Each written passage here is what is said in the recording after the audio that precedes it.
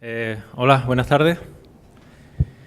Bueno, quisiera dar primero las gracias a la organización del Congreso y en especial a JP López y a Laura Bellós, que siempre me invitan a venir por aquí cuando la ocasión lo merece. Bien, la idea de la charla es presentar unos trabajos que se desarrollaron ya hace tiempo durante mi tesis doctoral, pero que recientemente hemos retomado para publicar algunas cosas referentes a la cristalización de estos megacristales de feldespato potasio que aparecen en diversos plutones y complejos intrusivos de varias localizaciones en todo el mundo. En contraposición con lo que me encontré al llegar a Chile hace ya unos años, donde todo es extremadamente isótropo, en España o tenemos megacristales o las rocas están deformadas, así que con una simple brújula se pueden conseguir medidas y estructuras que te dan pistas sobre la intrusión de los plutones. Por supuesto, aquí en Argentina hay de todo. Bien, el trabajo es un trabajo que os voy a presentar que es fundamentalmente experimental y obviamente se apoya en las evidencias de campo. Este es el equipo que me dirigió cuando yo hice mi tesis esa es una imagen del laboratorio de petrología experimental que tiene la Universidad de Huelva y está dirigido por Antonio Castro, y esas son las prensas donde se colocan las cápsulas experimentales. Bueno, detalles sobre esto podéis revisarlo en cualquier publicación que tenga el equipo. Como digo, el trabajo es puramente experimental, pero obviamente los materiales de partida están basados en nuestro estudio del batolito del sistema central. Lo utilizo un poco como el geological setting de esta presentación. Es un batolito conformado fundamentalmente por granodoritas y monzogranitos, que tienen estas facies porfídicas.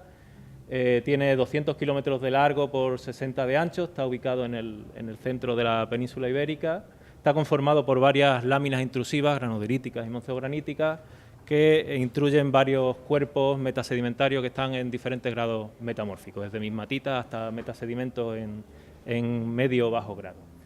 Geocronológicamente, la intrusión es contemporánea con la mismatización y en algunos casos fusión de estos metasedimentos, como se puede ver ahí en la figura que veis abajo a la izquierda.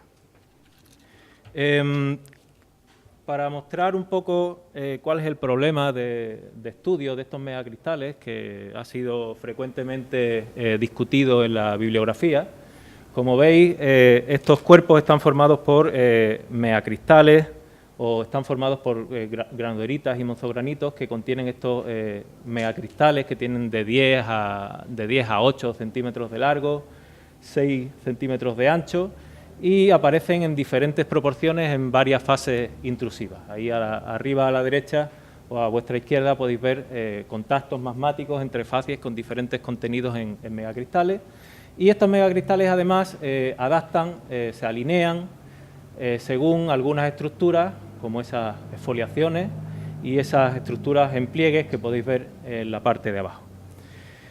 De tal manera que el problema de esta investigación que desarrollamos y con la ayuda de la petrología experimental era efectivamente saber si estos eran fábricas magmáticas o no eran fábricas magmáticas, es decir, si el crecimiento y la alineación de estos cristales, cuyas relaciones apuntan a que son fenocristales con respecto a su matriz, son magmáticos o tienen un crecimiento subsolidus o cercano al solidus, como se ha propuesto por algunos autores. Bien, este problema obviamente no nos lo hemos inventado nosotros, ni somos nuevos a la hora de hablar de él. A la hora en los estudios de Glasner y Johnson y de Vernon y Patterson, se estudian estos megacristales, su origen y, por supuesto, el paradigmático complejo intrusivo de Tolumne es el que se utiliza para esos estudios. Como veis, los megacristales tienen diferentes y complejas relaciones con el resto de los cuerpos sólidos que aparecen en los magmas intrusivos, como pueden ser enclaves, Slieren, etcétera, etcétera. Bien, ellos tienen teorías totalmente contrarias con respecto a su origen, basándose prácticamente en las mismas evidencias. Sobre ello vamos a incidir dentro de unos minutos. Bien, problema a nivel global. Ahí tenemos intrusivos en Italia, en India, En la parte de la izquierda veis cómo esos megacristales también aparecen dentro de esos enclaves máficos o microgranulares, y aquí como esas alineaciones de megacristales nos marcan una posible cizalla. Repasando un poco la bibliografía de cuerpos intrusivos en Argentina, pues hay algo de bibliografía sobre eso, seguramente me salte alguna, desde el granito Paimán, Chinchilla y uno que sí conozco, que es el de Valle Fértil, donde las facies porfídicas aparecen en los cuerpos granodiríticos y aparecen bien relacionados con los cuerpos metasedimentarios. Bien, también este trabajo de Pinotti del 92, donde tiene ese bonito dibujo sobre esos megacristales de feldespato potásico. Bien, yendo a pasar al estudio de estos megacristales y lo que se ha dicho sobre ellos, cuando vemos, por ejemplo, esta imagen que ponía en la portada de la charla, la impresión que nos da es que es un cristal que tiene una primera fase de crecimiento, hay algo de movimiento en ese cristal, en una especie de absorción, acaba incluyendo esos cristales que son de biotita y plagioclasa, y en varias fases de crecimiento acaba siendo ese gran cristal que deja entre medios o incluidas esa alineación de minerales que compartían con él el líquido magmático. Si miramos con imágenes de Bass-Cutter cómo son esas exclusiones, pues son plagioclasas y biotitas que se alinean en diferentes digamos, crecimientos de ese cristal de feldespato potásico. Son cristales euedrales, esas plagioclasas están zonadas, tienen una parte interior más rica en anortita y una parte exterior más rica en albita. Así que, a simple vista, podemos decir que esa sería la secuencia de formación de ese megacristal. Esa secuencia de cristalización es la que describe Vernon y Patterson a la hora de hablar de una cristalización temprana de esos cristales de feldespato potásico, por lo tanto, su crecimiento como fenocristales en el magma.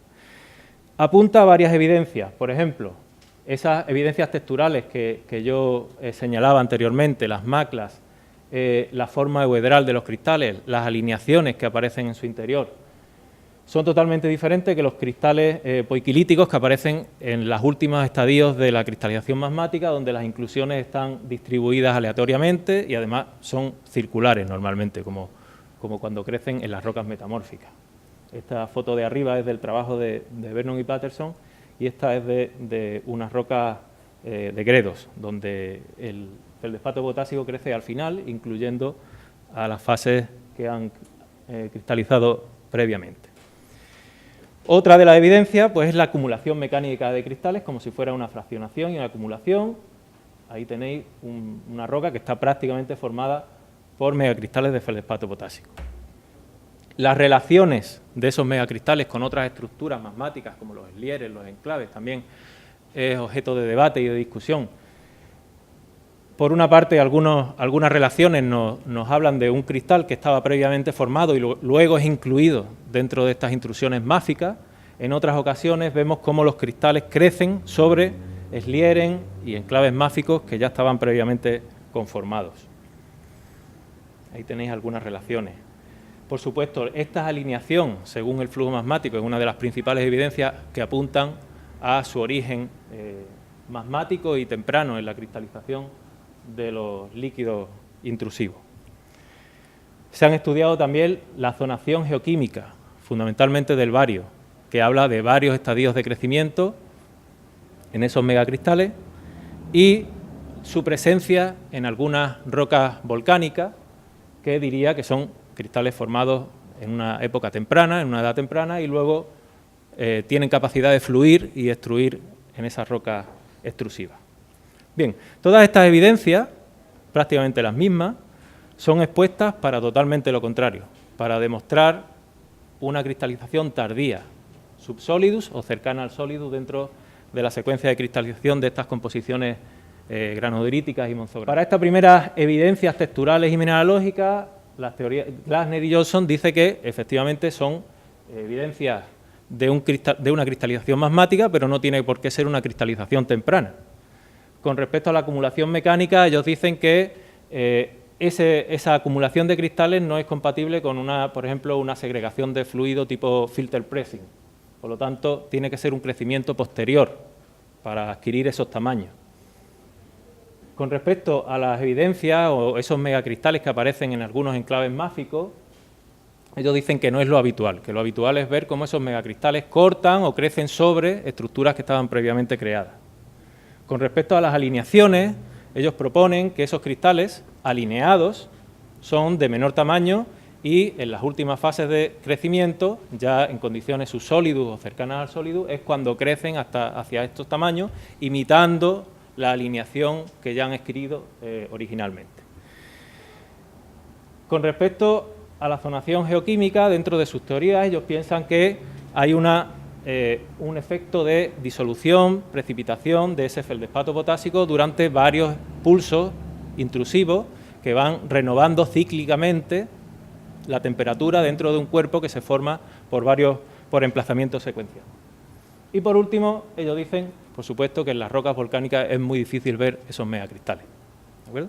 Y su principal propuesta se basa, como digo, en el thermal cycling y en el coarsening, en el cual pequeños cristales se disuelven durante los diferentes pulsos térmicos que van provocando el emplazamiento secuencial de nuevos magmas más calientes, y esos cristales pequeñitos se van disolviendo y vuelven a precipitar sobre los más grandes, que hacen que crezcan esos megacristales en vez de ser un crecimiento original, primario, dentro de un magma que le permite a los cristales pues rotar y fluir dentro de un líquido con baja porcentaje de cristales.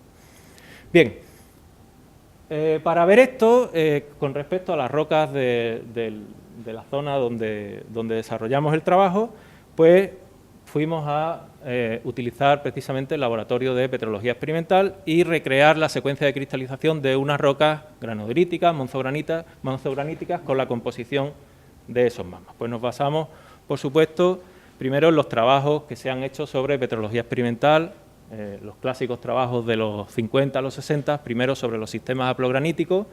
Posteriormente, entre otros NANI, empezaron a introducir elementos como el calcio, el hierro y el magnesio en los trabajos experimentales, por lo tanto, hacer la secuencia de cristalización con fases ferromagnesianas, y más recientemente algunos trabajos en los que las composiciones ya se parecen mucho a las que nosotros estamos utilizando y que luego mostraremos como comparación. Con respecto al trabajo experimental, construimos unos vidrios sintéticos con la composición de partida de estas granodiríticas y monzograníticos porfídicos. Ahí abajo aparecen los materiales de partida que utilizamos para el estudio. Si los representamos en diferentes diagramas geoquímicos, ese campo con esas barras rojas cruzadas es el campo que ocupan las granodiritas y monzogranitos porfídicos, y como veis los puntos, el triángulo amarillo, el rombo gris y el cuadro blanco serían los vidrios sintéticos que nosotros construimos y que prácticamente coinciden con ese campo. Por lo tanto, esos vidrios tuvieron éxito a la hora de reproducir la composición que nosotros necesitábamos. La estrategia experimental pues, se basó en hacer una serie de experimentos para constreñir las temperaturas de líquidos del sistema y posteriormente a 4 kilobares desarrollar una secuencia de cristalización con el vidrio construido con 4% de agua. 4 kilobares porque en el encajante de esos plutones tenemos fundamentalmente cordierita y el granate está ausente. Por lo tanto, eso nos restringe la baja presión dentro del emplazamiento del granito. En fin, esa es la secuencia, los objetivos de nuestros experimentos para otorgarles las condiciones de presión y temperatura. Los primeros resultados pues, son una superficie de líquido en la que la temperatura de líquidos desciende con el contenido en agua y aumenta con el aumento de la presión. Lo normal en estos sistemas y coincidiendo con otros estudios que se han realizado en similares composiciones. Bien, pasando a la secuencia de cristalización, vamos a ir exponiendo los resultados en función de ese gráfico de composición de agua, aunque la mayoría son con 4% de agua, y temperatura. Bien, a unos 1020 grados la cápsula experimental aparece sin ninguna fase cristalizada, por lo tanto estamos por encima del líquidos, mientras que a 1010 grados aparecen los primeros cristales. La fase de líquido, en este caso, para este sistema, sería el ortopiroceno. Por lo tanto, dibujamos ahí la primera curva de líquidos de la fase ortopiroceno.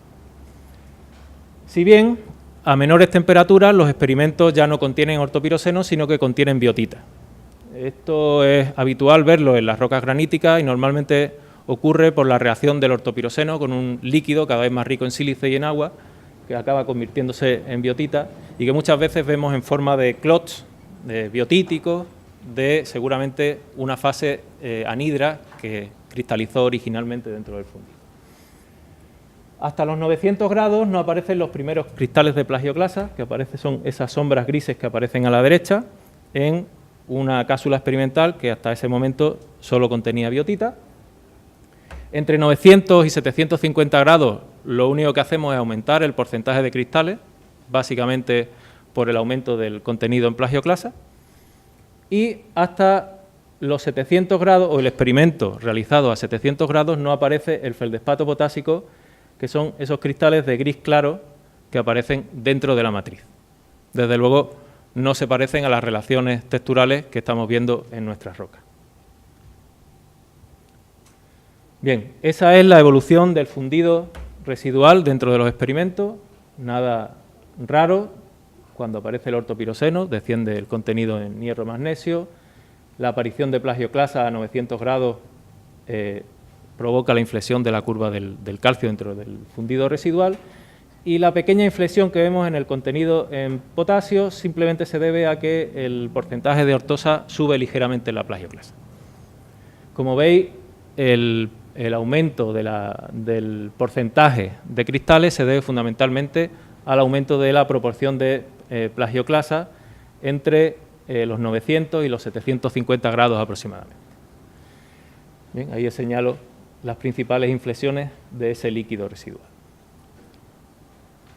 Estos resultados coinciden con otros trabajos experimentales en los cuales el feldespato potásico efectivamente es una de las últimas fases en cristalizar, y una cosa importante, cuando el porcentaje de cristales está por encima del 50% y hemos superado un límite reológico importante, ya que esos cristales ya no podrían fluir, no podrían orientarse ni rotar. Así que el siguiente paso nos lleva a observar las relaciones de campo. Dentro del cuerpo intrusivo o del batolito tenemos una fuerte interrelación entre los magmas intrusivos y los metasedimentos encajantes. Como veis ahí, hay una íntima relación entre el crecimiento de esos cristales de feldespato potásico y esos cuerpos metasedimentarios que se están fundiendo y además se están deformando. Vemos cristales alineados con respecto a algunas cizallas en la mismatita, vemos complejas relaciones de esos cristales que crecen dentro de los cuerpos de las venillas de fundido de las mismatitas y que crecen variando la forma de algunas láminas o algunas alineaciones de biotita, cordierita, que son esos eslieren que aparecen en el centro de la imagen. Bien, además sabemos que las edades del proceso de fusión, el proceso anatéctico y la formación de esas mismatitas es contemporánea con el emplazamiento de los plutones. Por lo tanto, el siguiente paso para atacar el problema experimentalmente es simular esa interrelación entre los intrusivos y esos metasedimentos. Lo que hicimos fue incluir en la cápsula experimental los vidrios sintéticos, en este caso el que tenía 4% de agua, y incorporarle unos pequeños fragmentos de los metasedimentos que en total hacían un porcentaje de 20% de peso con respecto a la granoderita. Después de unas 240 horas, el experimento presenta esta imagen donde hay como pequeños como fantasmas donde estaban estos xenolitos. Vemos el borde de los xenolitos todavía representado y en el interior una serie de fases que se pueden ver con mucho detalle en esta otra imagen. Dentro del cuerpo xenolítico, que es la parte de arriba de la imagen, aparecen cristales euedrales de cordierita, perfectamente formados, silimanita, algo de espinela y biotita. Y en toda la cápsula, en general en toda la cápsula, aparecen cristales euedrales de feldespato potásico. Este experimento está llevado a cabo a 850 grados y 4 kilobares. En su par sin los xenolitos, a 850 grados, la cápsula experimental tenía plagioclasa y biotita, solamente. Ahí tenemos otra imagen de otra parte de la cápsula, donde se observan en gris claro esos cristales de feldespato potásico euhedrales que aparecen repartidos por toda la cápsula. Bien, podemos decir, por lo tanto, que los resultados experimentales a nivel textural coinciden con las observaciones que vemos en campo. A nivel geoquímico podemos observar que dentro de los metasedimentos se está dando una reacción de fusión ya bastante estudiada con fases peritécticas como la cordierita y el feldespato potásico. Si hacemos un perfil dentro de la cápsula composicional del fundido, vemos algunos cambios entre el fundido que está alojado dentro de esos, o lo que queda de esos cuerpos senolíticos y el resto de la cápsula. Hay un mayor contenido en aluminio, la peraluminosidad es un poquito mayor dentro del senolito, como era de esperar. Hay un mayor aumento en hierro y eso genera que las rocas que están íntimamente relacionadas con los metasedimentos se desvíen de la típica trayectoria de fraccionación de estos magmas hacia la composición de los senolitos, que estaría en ese triángulo composicional en la base bien abajo. Pero hay una cosa más interesante aún que cabe resaltar, que es que el contenido en potasio es bastante homogéneo en toda la cápsula. Pero, mientras que en el experimento, sin el senolito o sin los fragmentos de metasedimento, a 850 grados el contenido en potasio de ese líquido era de 4,5 en porcentaje, ahora el fundido fuera del dominio senolítico, fuera del dominio de los metasedimentos, en la cápsula, tiene una concentración de K2O de casi 6% de K2O. El aumento es considerable y además es homogéneo en toda la cápsula. Se ha homogeneizado la composición en potasio dentro de la cápsula. Para visualizar esto, y ayudándonos de los modelos de Meltz, esa sería la secuencia de cristalización en el experimento solo, digamos, sin los senolitos, donde aparece pues, una fase máfica, después aparece plagioclasa y posteriormente, ya a menores temperaturas, aparece feldespato potásico. Y esa sería la secuencia de cristalización para una granodrita con un 7% de K2O, donde el feldespato potásico es la primera fase en cristalizar antes, justo después de las fases ferromagnesianas y antes que la plagioclasa. Por lo tanto, ese salto es el que podemos estar visualizando a la hora de que los senolitos provoquen el aumento y la homogenización del K2O dentro del fundido experimental. Bien, estos resultados ahora tenemos que cotejarlos con las observaciones de campo. Si os fijáis en la tabla de arriba, vemos las concentraciones originales de los materiales de partida, cómo varía el contenido en K2O dentro de los fundidos residuales a 850 grados y los porcentajes de esas fases. En torno a un 5-8% de los cristales serían de feldespato potásico y un 4% de cordierita. Si proyectamos esto hacia mayor contenido en asimilación, podemos llegar a un tope de 7,5 de K2O dentro de estos magmas intrusivos. Estas variaciones, por supuesto, estarían provocadas por su interacción con los metasedimentos y abundancia en feldespato potásico de hasta 20%. Hicimos un mapa de los contenidos en cordierita y feldespato potásico dentro del dominio del complejo intrusivo y efectivamente encontramos grandes cantidades de megacristales, observaciones hechas a nivel de afloramiento, y a la derecha o a la izquierda aparecerían los porcentajes de cordierita.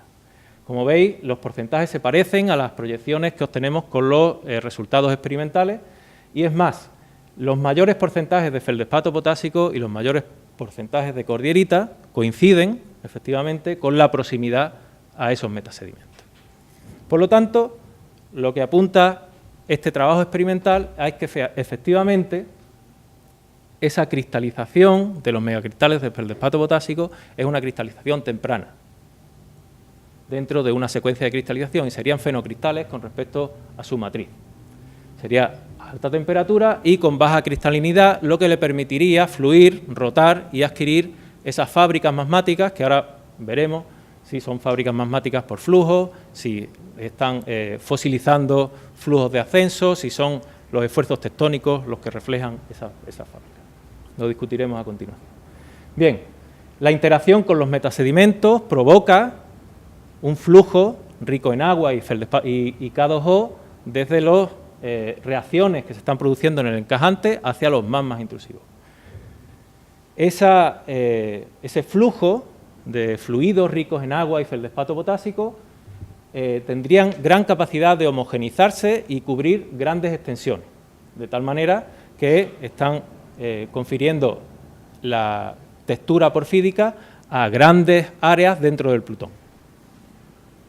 El resultado final sería algo parecido a eso, donde tenemos cordierita cristalizada siempre en el ambiente reactivo del xenolito que está siendo digerido por el magma intrusivo, por sus reacciones de fusión. Hay que tener en cuenta que el líquido residual de esa granodiorita a 850 grados con plagioclasa y biotita ya tendría una composición parecida a una composición granítica, riolítica, por lo tanto, digamos que eso ayuda a que la cordierita se mantenga estable y tenga la textura euedral que observamos dentro del magma, pero siempre localizado muy cerca de los contactos, en el ámbito de la reacción que se está produciendo en los xenolitos. Mientras que la difusión del potasio es mucho más extendida en todo el Plutón y se homogenizan bastante las composiciones. Si miramos, por ejemplo, ya que hemos puesto de ejemplo los complejos intrusivos que hay en Sierra Nevada, en California, pues vemos que esos cuerpos porfídicos se alinean en la zona cercana al encajante. Ahí tenemos, por ejemplo, Cathedral Peak, que es uno de los ejemplos más claros donde se han hecho numerosos trabajos sobre el emplazamiento secuencial de granitos a la hora de estudiar edades, contaminación, etcétera. Y ese es un trabajo de Mills, donde se habla de una mingling o una hibridación de leucosomes ricos en potasio y de leucosomes pobres en potasio. Seguramente sea una manera o un aspecto de este proceso que estamos describiendo en este trabajo. También hay experimentos en los que se estudia la difusión de diferentes elementos entre diferentes composiciones metaluminosas y hiperaluminosas. Y la conclusión de los autores es que la mayor difusión se produce en los elementos alcalinos, en potasio y sodio. Son los elementos con mayor difusión dentro de estos sistemas. Por lo tanto, eso ayuda a entender cómo puede ser el proceso de homogenización y difusión de estos fluidos ricos en potasio hacia los magmas intrusivos. Con respecto a las fábricas, bien, observamos que hay diferentes facies con diferentes contenidos en megacristales. Debe ser un proceso dinámico. Durante el proceso de ascenso, emplazamiento, esos flujos deben estar segregándose y mezclándose y difundiéndose sobre los magmas intrusivos, que a su vez se autointruyen con relaciones magmáticas. Hay que decir que en todo el batolito la deformación en estado sólido es muy escasa o está ausente. Casi todos los contactos son completamente magmático. La cristalización temprana, por supuesto, explica por qué estos cristales se alinean. Son objetos que tienen la capacidad de rotar y alinearse. La alineación y la interacción de estos megacristales se pueden utilizar, y de hecho se utilizan, para intentar estudiar características reológicas y estructurales de estos flujos magmáticos, como puede ser la vorticidad o el sentido de movimiento de estos flujos o cizallas. Hay trabajos de Carlos Fernández sobre la interacción de metasedimentos, donde en función del índice de vorticidad y en función del tipo de cizalla, pues van cambiando las interacciones y nos van dando diferente información sobre la cinemática de esos movimientos. Aquí os muestro, para terminar, un estudio que realizamos en el batolito para estudiar la forma y la intensidad de la fábrica que nos muestran estos megacristales de feldespato potásico, que, como hemos visto antes, podría ser una fábrica que está adquirida durante el proceso de emplazamiento. Bien, como vemos, las fábricas oblatas, por aplastamiento, se concentran en los contactos con los cuerpos metasedimentarios que están expresados en gris, mientras que las fábricas prolatas, las constrictivas, se concentran en las partes internas de esos flujos magmáticos. Bien, esto podría estar indicándonos que esos flujos se están conservando en el centro de las láminas intrusivas, esa fábrica de flujo, mientras que fundamentalmente las fábricas por aplastamiento se concentran en los contactos con los metasedimentos. Eso se debe también porque estos pulsos intrusivos están favorecidos por cizallas a nivel regional, cizallas extensionales, que favorecen el emplazamiento de estos granitos, donde existe una componente vertical del esfuerzo y una componente lateral del esfuerzo. Y estas deformaciones generan cizallas tan espectaculares como las que se ven ahí abajo, donde, como digo, en estado magmático se deforman mientras interactúan los magmas intrusivos con las granodiritas. Por lo tanto, a través de estos experimentos se puede observar el proceso que favorece la cristalización en estado magmático hasta tamaños de megacristales del feldespato potásico en los sistemas graníticos. Muchas gracias.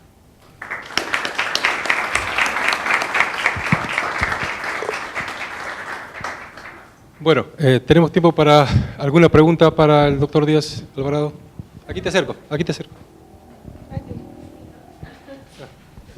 Una preguntita, ¿cuál es la edad de la roca de caja y del intrusivo, en ese caso, del batolito del sistema central? La edad de esa roca de caja son cámbricas, Ajá.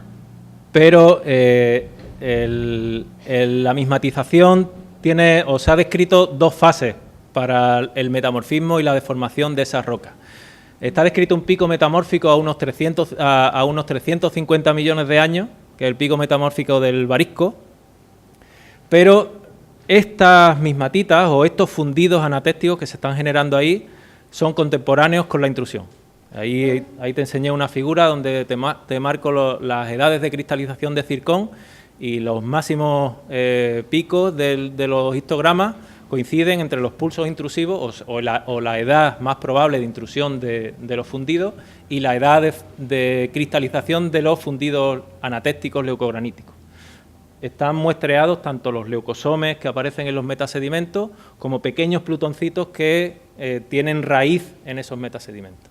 Entonces, el granito donde se reconocen los fenoscristales, ¿son granitos anatécticos, producto de la caja? No, la idea nuestra es que son intrusivos, son más calcoalcalinos intrusivos en la zona de emplazamiento y esos leucogranitos que aparecen ahí son anatécticos y proceden de la fusión de esas rocas. De hecho, la idea es que el input térmico generado por la intrusión, que además es una intrusión laminar que favorece el mantenimiento de unas condiciones de alta temperatura en ese nivel cortical, es el que favorece que aparezcan esas mismatitas ahí en ese nivel cortical. Entonces, durante el emplazamiento se produce la difusión de potasio. Claro. Ah, ok. El emplazamiento genera esas reacciones metamórficas. Ajá. Y durante esas reacciones metamórficas es cuando aparecen esos flujos ricos en potasio que se homogeneizan dentro del batolito y de manera bastante efectiva, por lo visto. Bien, bueno. Habría que ver si todos los granitos porfídicos tienen una interrelación tan fuerte como se observa en estas relaciones de campo. Otras veces no se ve eso. Esos granitos porfídicos no se ve la interrelación con los metasedimentos. Pero habría que estudiarlo. Sí, hay muchos ejemplos en la puna jujeña, salteña. Habría que cuantificar, cuantificar cuánto es el cambio, cuantificar bien, aparte de las cuantificaciones, digamos, experimentales que nosotros hemos realizado, y ver si efectivamente, aunque no veamos claramente la interrelación con los metasedimentos, si durante el proceso de emplazamiento estamos teniendo una interrelación que permita esa difusión. Bueno, muchas gracias. Buenas tardes. Te hago una consulta. ¿No han contrastado con relaciones isotópicas? Porque vos hablas de fuentes, si no digamos, malinterpreté, fuentes metasedimentarias y fuentes ígneas, digamos. Claro, sí, más profundas. Digamos, cuando tratás de mezclar, homogeneizar, deberían, digamos, tener un control isotópico, al menos como para... Digamos, pregunto si los hay y si... Porque generalizar una generación de este tipo probablemente puede ser en tu caso, digamos, que es interesante sin duda, pero generalizarlo a todos los plutones cuando no hay evidencias o magmatismo tipo A, donde es una textura porfírica es súper común y no necesariamente tenés fuentes metasedimentarias, incluso tenés relaciones isotópicas de +4, +5, parece un poco, digamos, diferente al origen, digamos. Por eso tal vez podrían controlar con la isotopía, digamos. Sí, hay algo hecho. De todas maneras, hay algo hecho y salen cosas bastante híbridas, o sea, salen relaciones. Pero en general todos los más calcoalcalinos, la mayoría, tienen relaciones isotópicas híbridas. Si hacemos el epsilon neodimio estroncio, nos marcan toda la curva desde las fuentes más empobrecidas hasta los sedimentos. Sí. Pero sí es verdad que una manera de trazar la fuente de ese potasio, etcétera, podría ser hacerle isótopos con detalle. Sí, incluso isótopos puntuales, digamos, Claro, dentro del feldespato. Claro. Trabajamos en eso y veo incluso, digamos, de centro a rim, digamos, o a borde, incluso se hacen mucho más juveniles, digamos. Entonces, probablemente sea una posibilidad, pero tal vez la generalización es un poco arriesgada, digamos. Pero está bien. No era mi Bienvenido. objetivo generalizar, quería presentar Está el bien. trabajo experimental, Ok. abrir la posibilidad a que, bueno, todo el mundo trata de que su solución sea la mágica, pero desde luego en geología no hay soluciones mágicas y cada caso es un mundo. Ok, no, seguro, sin duda. Gracias.